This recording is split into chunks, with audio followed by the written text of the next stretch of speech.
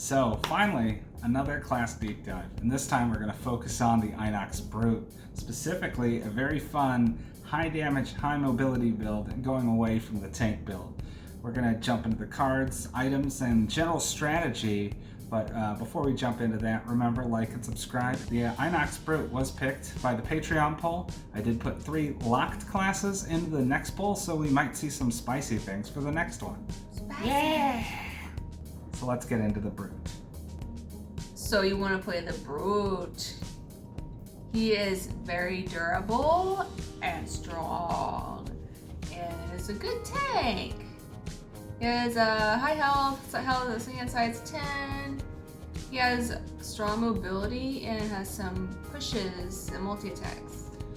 Yeah, and we're kind of going to focus on that element of just knocking enemies away so you don't take damage, doing a lot of high mobility and high damage, usually trying to do multiple cleaves, especially one of my favorite cards, Leaping Cleave. So I'm sure there's a lot of ways to play the Brute, and one we're going to focus on is just hitting things hard, because things that are dead can't get you back. So, although you're going to use some of the extra cards for some sideboard variety, these are the suggested 10 cards you'll be using to start off with this build, and going forward, these are the 8 cards you're going to pick while leveling up. You can do some variants here, but a lot of these are going to be focusing on the move 4 elements on the bottom, so you can use it with another item. We'll talk about that later, and we'll give a nice little spoiler alert because it isn't a starter item. And we'll be kind of talking on a few of these cards in particular, so you know why we pick them. The Badger way of playing the Brute involves initiative control. So you can keep the enemy at arm's length, so all they do is nothing that turn, and go late one turn, and then the next turn go early. Using some of his high damage attacks, and using that concept of going late and then starting the next turn going early, that's a strong concept for a lot of characters, but especially for the Brute, because he has a lot of lates and a lot of very earlys. Since the Brute has a lot of these cards that fit this strategy, to play him at a high level requires using that as best you can. If you know the enemy that you're fighting in particular doesn't have a super high initiative, you can kind of use that to your advantage. So learn how the enemy's frigid. Yes, Learn your enemy. Sun Tzu, Art of War. Know your enemy. Especially because you are going to be taking a lot of hits. So the more you can do to avoid that, sometimes just knowing them is better. I am Brute. An important card that we're going to talk about is Balanced Measure. Top half, as much as you move, you basically do that damage. So use those boots of straining, use a high movement card, you can do a lot of damage. Yeah, and especially with the late initiative, you can use that Brute strategy, just getting there run in. And the bottom half ends up being usable with Immovable Phalanx, which we'll talk about later. You can also use Balanced Measure with Skewer at the end of a scenario to get a huge movement in. With the boots, that can turn it easily into an attack 8 or higher, depending on other items you have. And with Trample, allowing you to move through a bunch of enemies and do a bunch of damage on the way to them, then follow up Balanced Measure at the end. The initiative on that isn't going to be the best, but still, that's a very viable combo. I am Brute. So, speaking of Trample, potentially in a lot of scenarios, that's where you can dump a lot of your items. Since you can attack 2 on everything you move through, if you use the boots, you move 6 hexes, and then everything you move to gets that attack too. Use a power potion, buffs the damage of all those attacks. Eagle Eye Goggles, advantage on all those attacks. Warhammer, stun everything you move through. It's just one of those, put all the items into that if you can.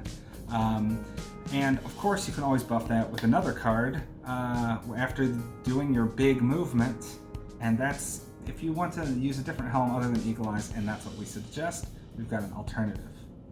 This helm is unlocked, so spoiler alert, if you have not progressed very far in Gloomhaven and you don't want to know unlocked items, please go to the timestamps below. Alright, the helm we're talking about is Horned Helm. Notice, you don't tap this, you don't lose this. After moving 4 or more hexes, your next melee attack has +1.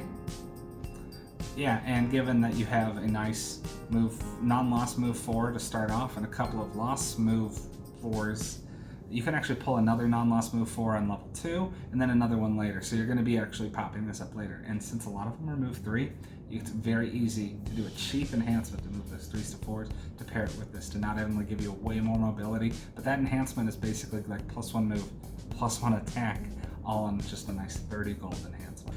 So in addition to those nice movement and a couple of those damaging cards, you'll want Spare Dagger, Leaping Cleave, and Sweeping Blow. So you get either ranged attacks, bottom half attacks, or multi-attacks. Leaping Cleave is probably one of your best cards, being able to attack 3 on 2 hexes and get an experience. And the bottom half allows you to jump 3, so both sides end up getting a lot of use. I am brute.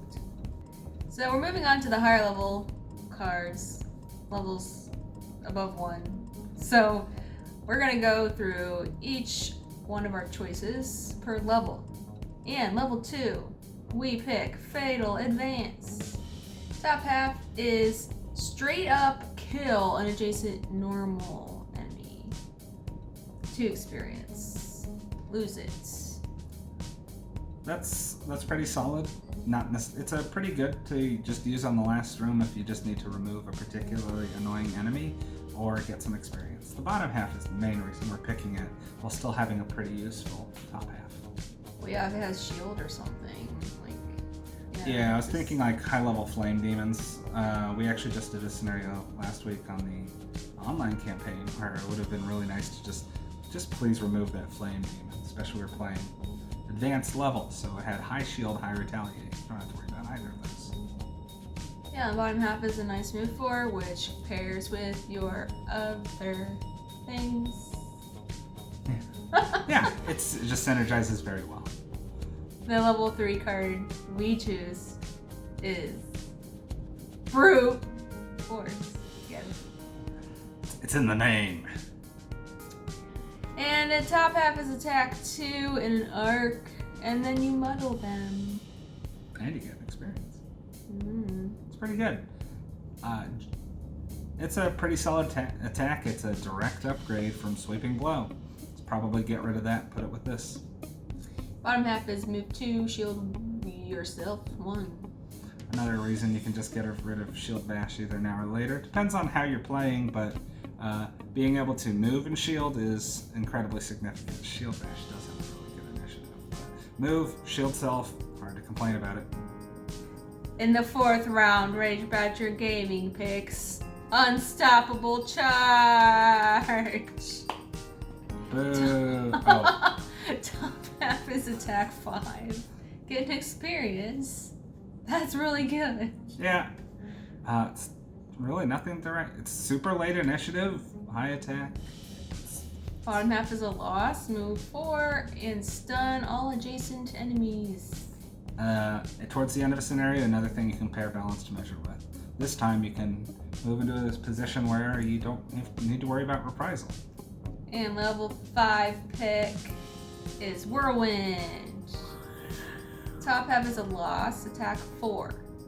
Target all adjacent enemies. Gain 1 experience for each enemy targeted. Nice. Yeah, pretty for a level 5 card. I mean, it's okay. That's another one you can dump all your items into, by the way, since it stacks everything. This is another one that will become way more interesting when we get to Immovable Phalanx later. Bottom half is move 4, and you push 3. Target only 1 person. That said, though, it's got a decent initiative. The move 4 pairs well with balanced measure, and you can move next to 1, push another, especially if there's a trap nearby. 3 gives you a lot of space to just slap them right into whatever trap it is. I love doing that. Yeah, that's the best. Alright, level 6, which has been alluded to, is Immovable Phalanx. Look at that initiative. 17 initiative. Top half is attack 4, shield yourself 1. Pretty good to have a good initiative with a shield on it. Oh yeah. We're primarily using this for the top half. However, there's some really crazy shenanigans you could do with the bottom half. I thought you were going to say a different word there, Brett. I don't know what you're hinting at all. Bottom half is a loss. You may treat all move abilities as attack abilities of equal value. Yeah, so if you're getting ready to bust into that final room, just put this in play. Run in, use whatever card you have to run in. Make sure you're in the right position, and then do some crazy stuff. Now, what's crazy? You can do something like Whirlwind. Hit every adjacent enemy for attack 4. Put a power potion into it, so it's attack 5. If you're next to 3 things, that's attack 15. That's pretty solid. So let's say you draw 15 damage, use the bottom half of Balanced Measure, which normally says move equal to the amount of damage you've done this turn. So move 15. However, this does say all moves become attacks, so that just turns it into a non-loss attack 15, and so on and so forth. You can do all sorts of fun stuff this way. Well, I mean, it's persistent loss too. It so is. You It is could put it in earlier. You can put it in earlier, however, if you really, that will really hurt your stamina. But there are small scenarios where you can just start to exploit this a little bit earlier. Exploit. Level 7 pick is crippling offensive. Top half is a loss. Attack 6, wound, and stun. 3 experience. What? Yeah. We're mainly picking it for the bottom, but that top half, wound and stun, is the best crowd control combo. Because even if you don't kill it with a nice attack 6, you're like, I brought it to 2. They're dead. Bottom half is a move 3. Immobilize and push one adjacent enemy. You're moving next to 2 melee enemies. You can move next to one, hit it, move next to the other one, push it, and immobilize it 1 square away, and just watch as he does nothing. 1x. I am brute. Level 8 is selfish retribution. So selfish.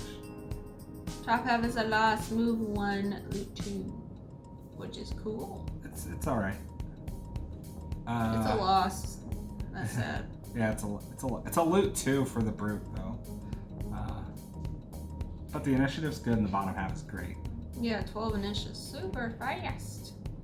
Bottom half is move 3, retaliate to yourself. Yeah.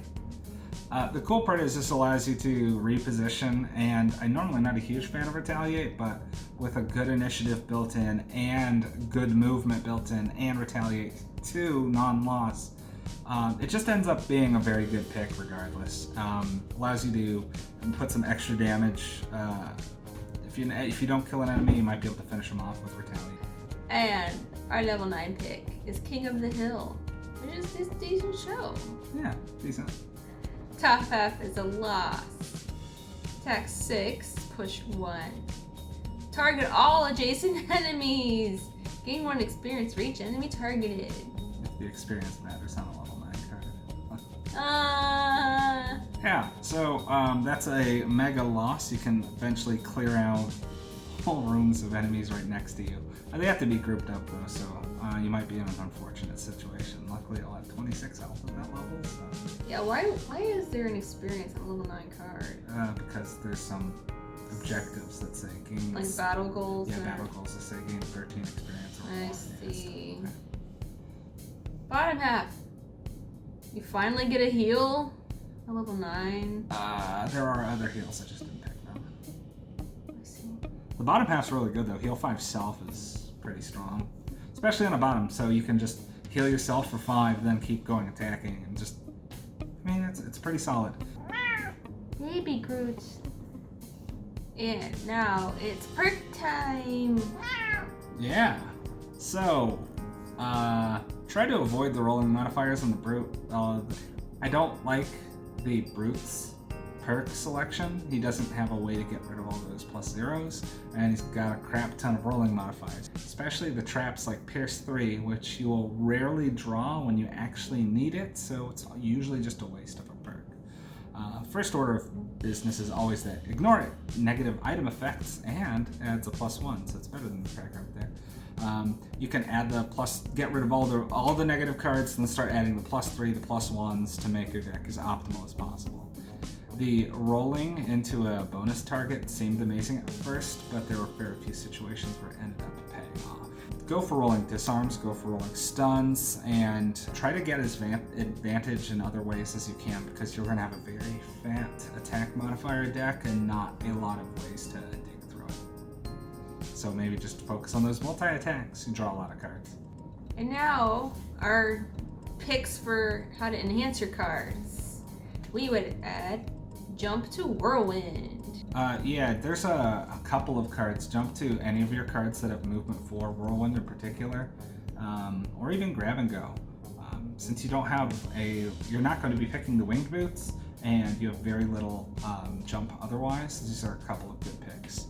Another option for enhancing your cards is add +1 move to any of your move 3s. It turns out any move 3 to a move 4 will just automatically trigger that.